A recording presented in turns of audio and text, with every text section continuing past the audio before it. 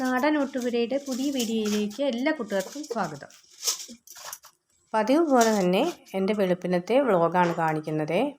അപ്പോൾ രാവിലെ അരിയൊക്കെ ഇട്ടു. കഴിഞ്ഞ ദിവസത്തെ പനിയായിരുന്നു, അപ്പോൾ അതിൻ്റെ ഒരു ചെറിയ പനിക്കോൾ ഇപ്പോഴും ഉണ്ട്. രാവിലെ ഒരു ചായയൊക്കെ കുടിച്ചു. പിന്നെ ഇതാ അപ്പം ഉണ്ടാക്കാനായിട്ടാണ് പോകുന്നത്. അപ്പത്തിനൊന്നും പ്രത്യേകിച്ച് കറിയൊന്നും വയ്ക്കുന്നില്ല. അപ്പോൾ ഇന്നലെ ഞാൻ മീൻ കൊണ്ടുവന്നിരുന്നത് കറി വെച്ചിട്ടുണ്ടായിരുന്നേ. അപ്പോൾ ചില ദിവസങ്ങളിലൊക്കെ ഇങ്ങനെ വയ്യാതാകുന്ന ദിവസമൊക്കെ പ്രത്യേകിച്ച് അപ്പത്തിന് കറി വയ്ക്കില്ല, ഈ കറിയൊക്കെയാണ് കൂട്ടുന്നത് കേട്ടോ. പിന്നെ ഞാൻ കുറച്ച് മെഴുക്ക് വരട്ടി ഉണ്ടാക്കാനായിട്ടാണ് പോകുന്നത്. അപ്പോൾ ഒരു ചെറിയ ബീറ്റ്റൂട്ടും ഒരു വാഴയ്ക്കൊക്കെ ഇരിപ്പുണ്ടായിരുന്നു. ഞാൻ എൻ്റെ കൂടെ 2 ചെറിയ ഉരുളക്കിഴങ്ങും കൂടെ ചേർക്കാമെന്ന് കരുതിയിട്ടാണ്. പനി പിടിച്ചതിൻ്റെ കോലമാണിത്. ഇപ്പോൾ കുളിക്കാനൊന്നും പറ്റിയില്ല കേട്ടോ. അപ്പോൾ രാവിലെ കുളിയൊക്കെ കഴിഞ്ഞ് ഒരു ചന്ദനക്കുടിയൊക്കെ ഇട്ട് കഴിഞ്ഞാൽ തന്നെ ഭയങ്കര ഒരു പോസിറ്റീവ് എനർജിയാണ്. ഇന്നിപ്പോൾ ആകെ വയ്യാണ്ടിരുന്നാണ് ജോലിയൊക്കെ ചെയ്യുന്നത് കേട്ടോ. പിന്നെ ഞാൻ കൊണ്ടുവന്ന മീൻ കിളിമീനായിരുന്നു. അത് ഫ്രൈ ചെയ്യാനായിട്ടും ഫ്രിഡ്ജിലേക്ക് മുളകൊക്കെ തിരുമ്മി വെച്ചിട്ടുണ്ടായിരുന്നു.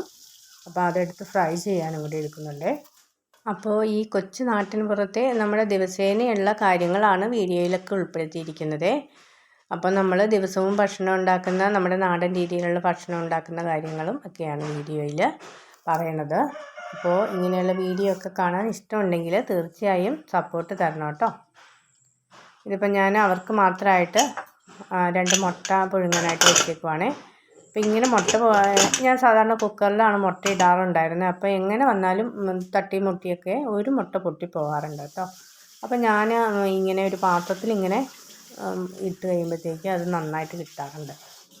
അപ്പോൾ രാവിലെയുള്ള ജോലികളൊക്കെ കഴിഞ്ഞ് പതിവ് പോലെ തന്നെ ചെടിയൊക്കെ നനച്ചിട്ട് പിന്നെ ഞാൻ കിടപ്പ് തന്നെയായിരുന്നു കേട്ടോ, പനിയുടെ ക്ഷീണം കാരണം. പിന്നെ വൈകുന്നേരം ആയപ്പോഴത്തേക്കുമാണ് ബാക്കിയുള്ള ജോലികളൊക്കെ ചെയ്തത്.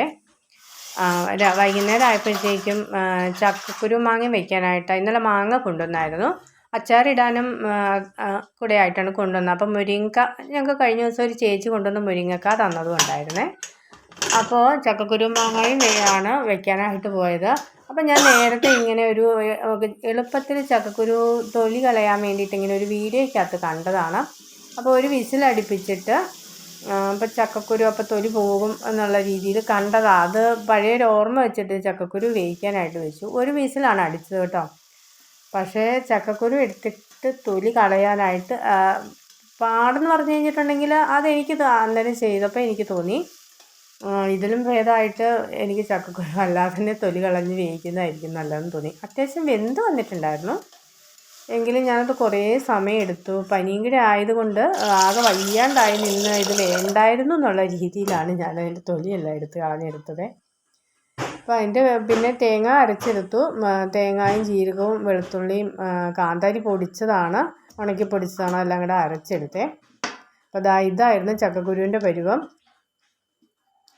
അപ്പോൾ നല്ല ചൂടായിരുന്നു കേട്ടോ. ഞാനൊരു വിധത്തിൽ ക്യാമറ കയ്യിൽ പിടിച്ച് എനിക്ക് ശരിക്കും ക്യാമറ സ്റ്റാൻഡിലേക്ക് വയ്ക്കാൻ പോലും വയ്യായിരുന്നു. അത്രയും പോലും മടി തോന്നിയ ഒരു ദിവസമായിരുന്നു കേട്ടോ. വയ്യാതെ നിന്നുകൊണ്ടായിരിക്കണം. അപ്പോൾ എന്തായാലും ഞാനതെല്ലാം ഇങ്ങനെ പൊളിച്ചെടുത്തിട്ടുണ്ട്. പിന്നെ മാങ്ങായും മുരിങ്ങക്കായും കൂടി ഇട്ട് ഒരു വിസിലും കൂടെ അടുപ്പിച്ചിട്ട് വേവിച്ചെടുത്തു. പിന്നെ ഞാൻ അന്നേരത്തേക്കും അരച്ച് വെച്ചിട്ടുണ്ടായിരുന്നു. മിക്സിയിലാണ് അരച്ചത് കേട്ടോ. വെന്ത് വന്നപ്പോഴത്തേക്കും ചക്കക്കുരു ഒന്ന് ഉടച്ചിട്ട് അരപ്പും കൂടെ ചേർത്തിട്ട് പിന്നെ കടുകൊക്കെ വറുത്ത് കറിവേപ്പിലയൊക്കെ മൂപ്പിച്ചിട്ട് അതിലേക്ക് ഇട്ടു. അപ്പോൾ വൈകുന്നേരത്തെ കറി റെഡി ആയിട്ടുണ്ട്. അപ്പോൾ മീനൊക്കെ കൊണ്ടുവന്നാൽ തന്നെ രാത്രിയായിരിക്കും ചെയ്യുന്നത്. അപ്പോൾ ഇന്നത്തെ വീഡിയോ ഇവിടെ വെച്ച് നിർത്തുവാണേ. അപ്പോൾ കൂട്ടുകാരെല്ലാം സുഖമായിട്ട് സന്തോഷമായിട്ട് ഇരിക്കുന്നതെന്ന് വിശ്വസിക്കുന്നു. അപ്പോൾ നമ്മുടെ വീഡിയോ ഒക്കെ ഇഷ്ടപ്പെട്ട് കഴിഞ്ഞിട്ടുണ്ടെങ്കിൽ തീർച്ചയായും ലൈക്ക് ചെയ്യാനും ഷെയർ ചെയ്യാനും കമൻറ്റ് ചെയ്യാനും ഒന്നും മറക്കരുത് കേട്ടോ. അപ്പോൾ വീഡിയോ തരേണ്ട കൂട്ടുകാർക്ക് എല്ലാവർക്കും നന്ദി.